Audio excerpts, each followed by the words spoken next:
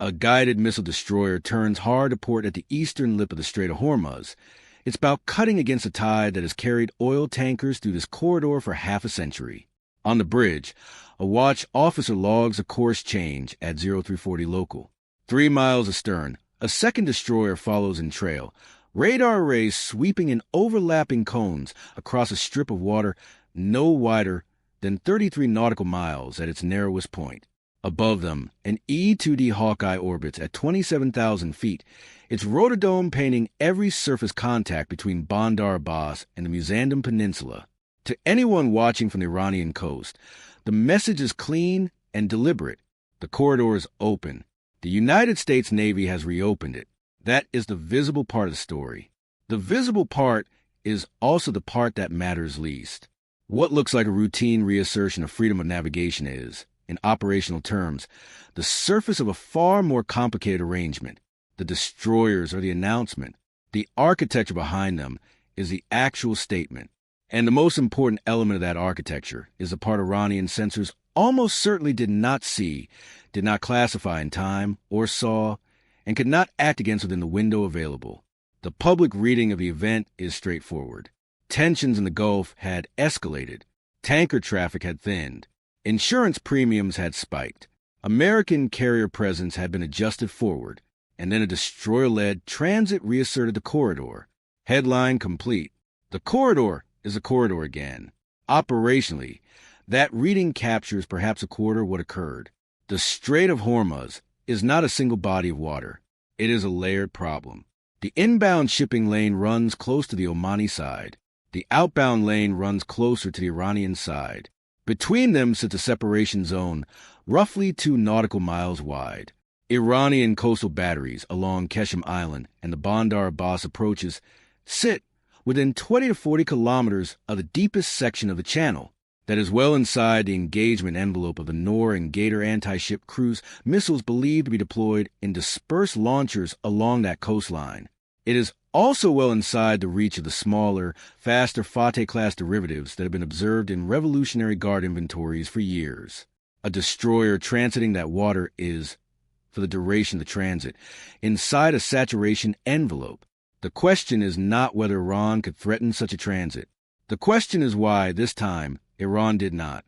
To answer that, the picture must widen. Begin with the surface combatants themselves. An Arleigh Burke-class destroyer carries up to 96 vertical launch cells.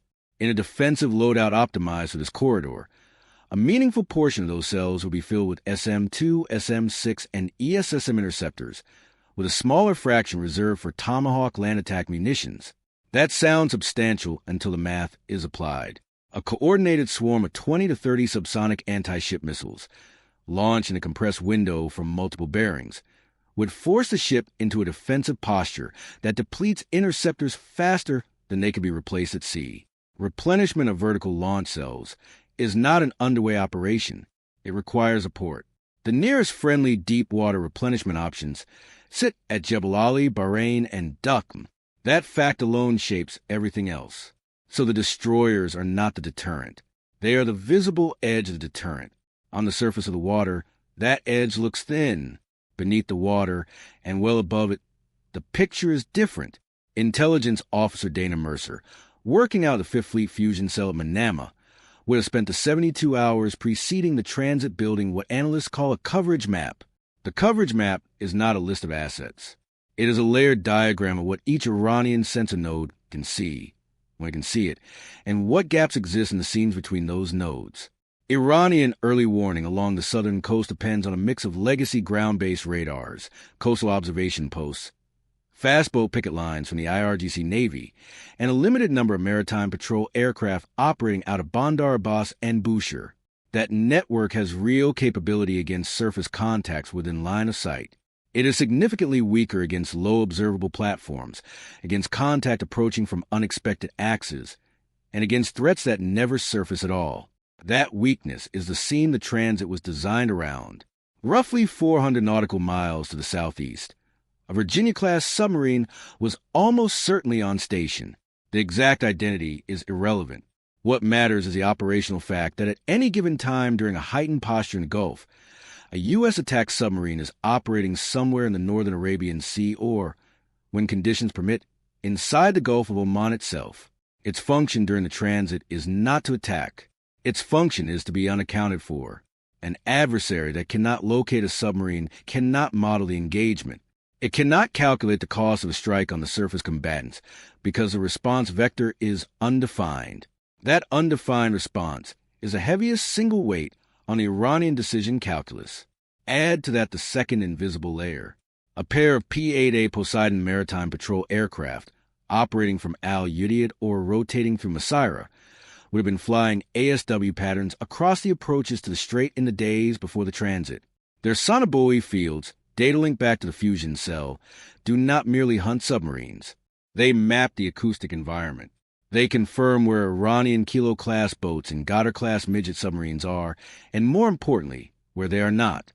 A destroyer transit conducted without that prior acoustic mapping would be a gamble. A destroyer transit conducted after it is an executed plan. Then there is the third layer, the one that rarely appears in public discussion. Somewhere over the northern Gulf, almost certainly at altitudes above 50,000 feet, an RC-135 rivet joint had been orbiting for hours before the transit began. Its mission was not the transit itself. Its mission was to listen. Every coastal radar emission, every command frequency, every fire control illumination from the Iranian side of the water is cataloged, time-stamped, and cross-referenced against the known order of battle.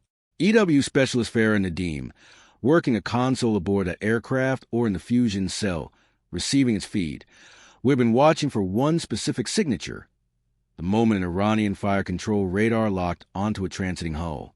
That signature did not appear.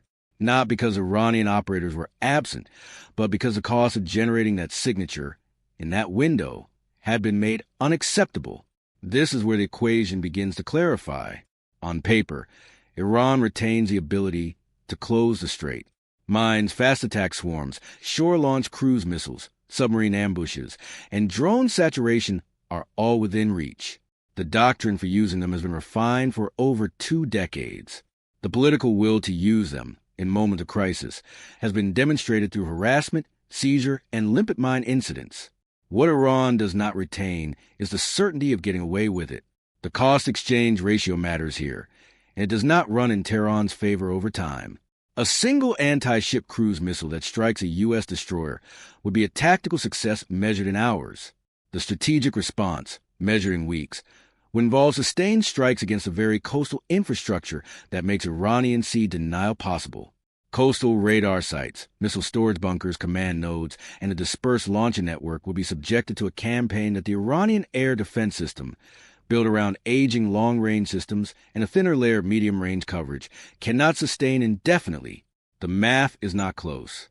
The replacement cycle for Iranian coastal defense components, given sanctions, industrial constraints, and supplier limitations, runs in years. The American replenishment cycle, while strained, runs in months. That asymmetry is not new. What is new is the visibility of the supporting architecture. Consider what arrives, not what is present.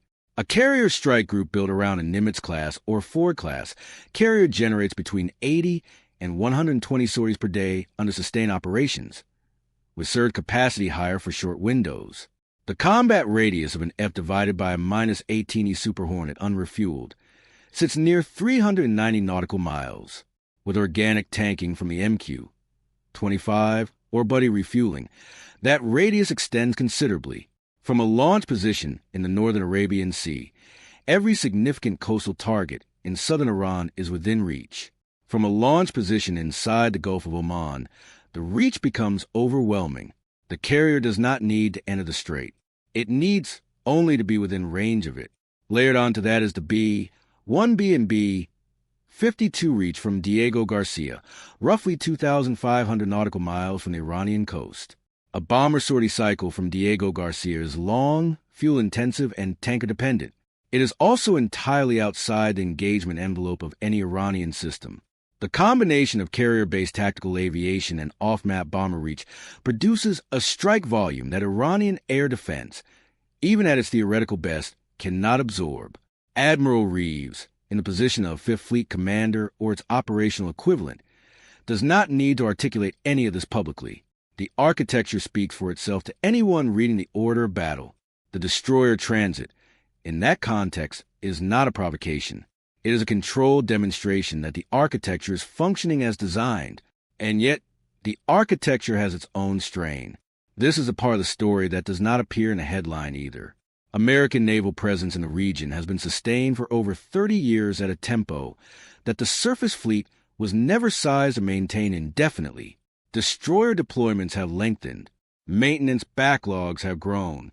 The number of available hulls, after accounting for shipyard cycles, training cycles, and forward deployment to other theaters, is tighter than the public posture suggests. A carrier strike group held in the Gulf is a carrier strike group not held elsewhere. The Pacific Theater, in particular, exerts a constant pull on the same finite force.